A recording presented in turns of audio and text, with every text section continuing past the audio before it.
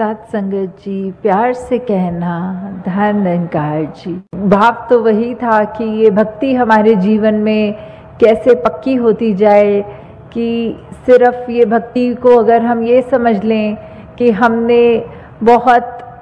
धार्मिक ग्रंथ पढ़ लिए हैं तो अब हम भक्त बन गए हैं, तो भक्ति तो तब तक नहीं शुरू होती जब तक हम ये समझे कि वो सारे जो ग्रंथ है वो कह क्या रहे हैं। और वो सब यही कह रहे हैं कि हम इस जीवन काल में ये जीते जी इस परम पिता परमात्मा की पहचान कर लें कि कैसे हम क्या है, हमारा असली जो रूप है, हमारी आत्मा का जो एक शुरू कहाँ से हुई, आत्मा का जो अंश परमात्मा से निकली है, तो ये परमात्मा की जानकारी जिसका बोध हो सकता है, तो ये जीवन अगर हमने चाहे कितने भी साल जिया हो पर उसमें ये हमारे को परमात्मा का दर्शन नहीं हुआ हो, परमात्मा की जानकारी नहीं है, तो ये जीवन व्यर्थ ही जा रहा है। तो ये जीते जी जब हम इस परमपिता परमात्मा को जान सकें, उसको पहचान कर अपने ज़िंदगी में डालें, हर पल में ये एहसास रखें परमात्मा का, तो ही जीवन सही मायने में जिया जा रहा है। हर जगह पर यही बात संतों ने यही सत्संग में भी फरमाया कि हम कैसे अपने आप में अपने मानवीय गुणों को और पक्का करते रहें, कैसे हम पल पल एक अपने आप को बेहतर इंसान बना सकें, कैसे हमने इस जीवन में जीना है, ज़िंदगी में जीना है और उसी समाज में जीना है, पर साथ ही साथ हम कैसे वो ज़िंदगी को जीते हुए ये संसार का प्रभाव ना लें अपने ऊपर, पर ये परमपिता परमात्मा निरंकार का प्रभाव पहले हमारे अंदर असर करे, फिर हम अपने समाज तक भी ये बात पहुँचाएं, अपनी दुनिया तक भी ये बात पहुँचाएं कि ये ब्रह्म ज्ञान जो मिला है इससे कैसे जीवन सुधारा जा सकता है। और फिर जब अंत काल आएगा, जब ये मृत्यु होगी, तो ये पार उतारा भी सिर्फ और सिर्फ इस ब्रह्म ज्ञान के द्वारा ही किया जा सकता है। तो अभी जैसे हरदेव वाणी के शब्द में सुन रहे थे, हाँ जी, तन की सुंदरता तो केवल आंखों तक रह जाती है, मन की सुंदरता दूजे के दिल में जगह बनाती है। तो इस हरदेव वाणी के शब्द में यहाँ जहाँ एक तन की सुंदरता की बात आ रही है, वहाँ ये कहा जा रहा है कि अगर ये किसी का हम तन देखते हैं, वो खूबसूरती अगर हम एक दिन नज़र आ रही है, तो वो खूबसूरती देखने के लिए हमें जो आंखें मिली हैं, हम उसको देख के वो अप्रिशिएट तो करते हैं कि ये ठीक है, किसी ने इतनी मेहनत करके अगर कोई एक्सरसाइज की है या फिर कैसे भी अपने योगा करके सेहत का ध्यान रखा है, और वो चाहे कैसा भी आकार उसने अपने शरीर का बनाया मेहनत करके खूबसूरत सा, तो वो एक वाकई ही बहुत मेहनत की गई है, तो वो बहुत ही सुंदर है, पर ये चीज़ आँखों ने देखी है। पर अगर कोई व्यक्ति हमें ऐसा मिले जिससे हम कुछ पल बात करें, चाहे उसके शरीर में वो उतनी मेहनत ढल के इतनी खूबसूरत एक मसल्स, एक टोन, एक डेफिनेशन ना हो, फिर भी उससे कुछ पल जब बात की जाए और पता लगे कि कैसा ये व्यक्ति का मन है, कितने प्यारे इसके विचार हैं, और ये कैसे इतना मुस्कुराते हुए इसकी बोली भाषा में कितना प्यार है और बिल्कुल ऐसे शब्दों का प्रयोग नहीं कर रहा जो दिल दुखाने वाले हैं, जब ऐसे व्यक्ति को हम मिलते हैं तो फिर वो बात आ जाती है कि शरीर की सुंदरता तो आँखों ने देख ली, पर एक चरित्र एक इंसान के जो है वो मन में इस तरह बैठ गया कि हम इंतज़ार करते हैं कि ये व्यक्ति जो हमें मिला था वो अगली बारी कब मिलेगा फिर से। बहुत मुबारक है, अपने शरीर का बहुत ध्यान रखना है, परमात्मा ने ही ये शरीर दिया है और इस शरीर को ज़िंदगी भर ठीक रखने की मेहनत हमारी है, तो वो बहुत मुबारक है। पर उससे ज़्यादा ज़रूरी अपने मन को साफ़ रखने की जो बात आती है कि मन को कैसे साफ़ रख सकते हैं, कैसे ये जब हमें पता है कि ये परमात्मा तो अंग संग 24 घंटे है, तो कैसे हम अपने मन में फिर भी वो विकार आने देते हैं, नफरत आने देते हैं, निंदा आने देते हैं, और भी ऐसी तंग दिली और कितना कुछ हम अपने जीवन में फिर भी इनवाइट कर लेते हैं, जो कि बिल्कुल एक अच्छी ज़िंदगी जीने के लिए किसी काम की नहीं है वो चीज़ें। तो हमें ये चीज़ें को दूर रखना है। ये सुमिरन रूप हमें मिला है परमपिता परमात्मा का, जहाँ एहसास करते हुए अपनी की गई गलतियों को बख्शवा कर जब हम ये एहसास करते हैं तो ये हमारे दिल का ये जो आईना है ये भी साफ हो जाता है। इसके अंदर और टिककर ये निरंकार का एहसास हो पाता है, और संगत और सेवा रूप का भी जो बात है वो भी हम इसी शरीर से काम लेंगे, इसी मन से काम लेंगे, और यही लिव निरंकार से ज़्यादा जितनी जुड़ती जाए उतनी हमारी ज़िंदगी और खुशबूदार बनती जाएगी। हाँ जी। जिसका तन उजला है लेकिन मन मैला है, मन काला निश्चित है उसका तो कोई मोल नहीं पड़ने वाला। तो अगर किसी पे यही ये उदाहरण सिर्फ एक शरीर की दे रहे हैं, पर अगर हम देखें तो प्रकृति में भी कितनी खूबसूरती है, इंसानों में भी कितने अलग अलग तरह के डाइवर्सिटी की बात आती है। जो जहाँ का रहने वाले इंसान होते हैं उनकी शक्ल का आकार, उनके ये त्वचा का रंग वो उसी हिसाब से होता है। तो ये चाहे ये मुख तो उजले वाली बात जो आ गई कि एक कैसे एक शक्ल की बात है कि हर किसी में वो निरंकार ने इतनी सुंदर शक्ल सभी की बनाई है, तो वो जो खूबसूरती है चेहरे पे वो तब तक ही मुबारक है जब तक वो मन उसी व्यक्ति का इतना साफ हो, नहीं तो वो खूबसूरती होते हुए भी वो एक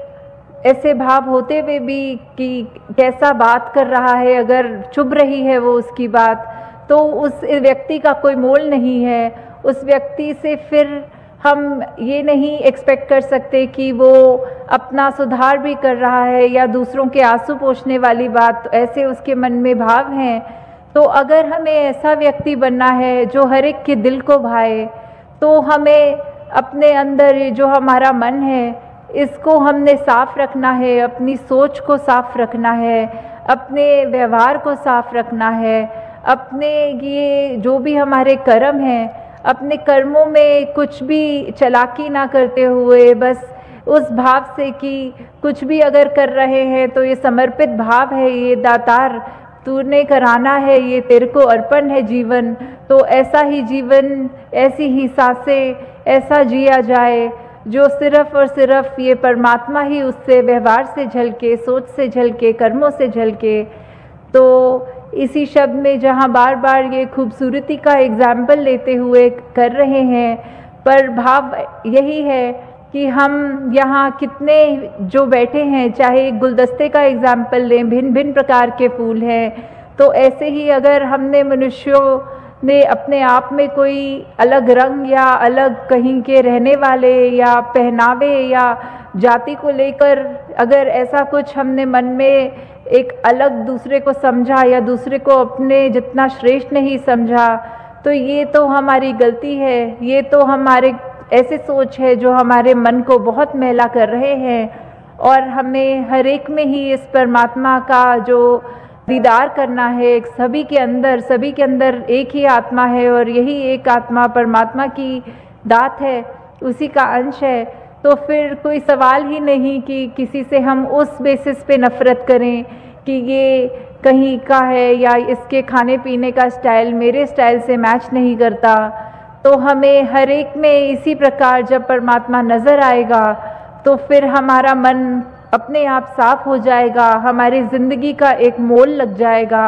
हम भी ऐसे काम करेंगे जो हमारी गिनती फिर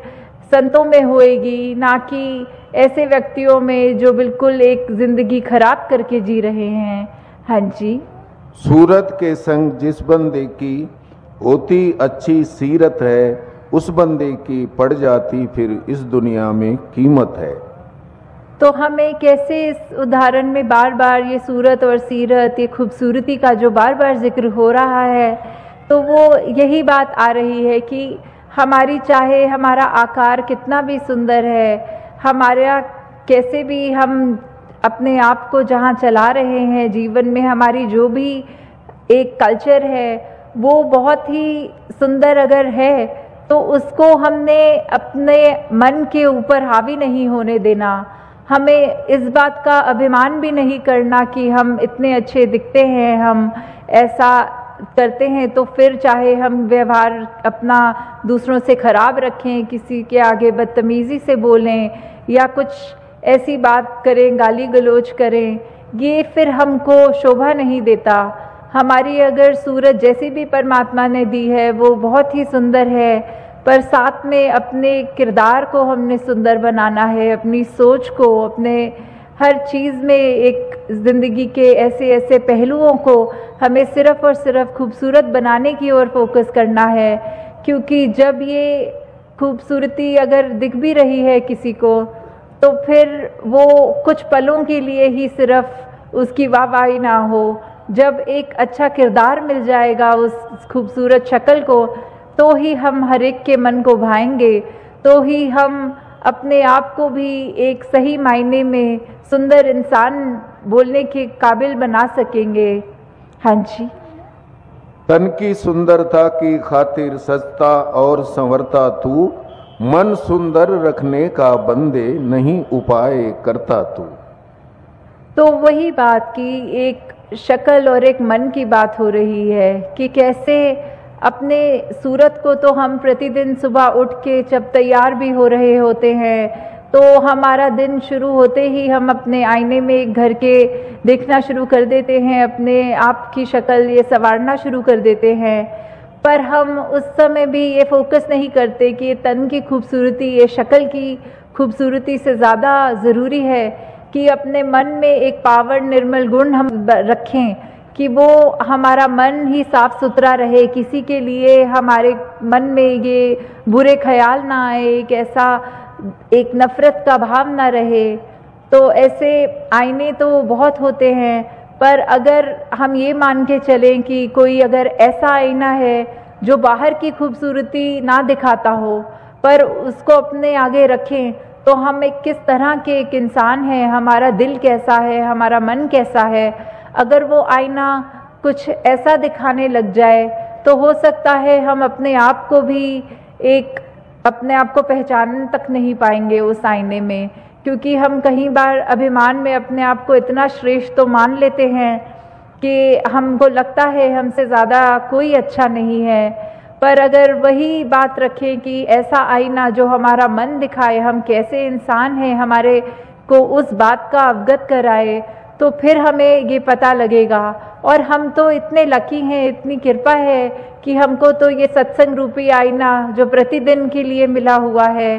कि कैसे अगर हम रोज़ झाड़ू लगा रहे हैं घर को साफ रखने के लिए तो एक दो दिन ना भी लगे तो बहुत उसका कचरा नज़र आ जाता है। तो इसलिए सत्संग भी हम जब रोज़ करेंगे अपने मन का वो जो भी गलत ख्याल है मन में वो जाते रहेंगे धीरे धीरे और मन बिल्कुल साफ हो जाएगा। तो फिर उस पल के बाद ही हम अगर ये देखें कि फिर चाहे दुनिया का कोई भी आईना हमारे सामने आए तो वो शक्ल तो दिखाए, उसके अलावा अगर हमें अपने आप की भी पहचान कराए, अपने मन नज़र आए उसमें, तो उसमें भी हमारी कोशिश यही रहे कि अपने मन को कैसे हम साफ देख सकें। हाँ जी। निर्मल निर्गुण निरंकार को जीवन में अपनाएगा, कहे हर देव के मन सुंदर निर्मल पावन हो जाएगा।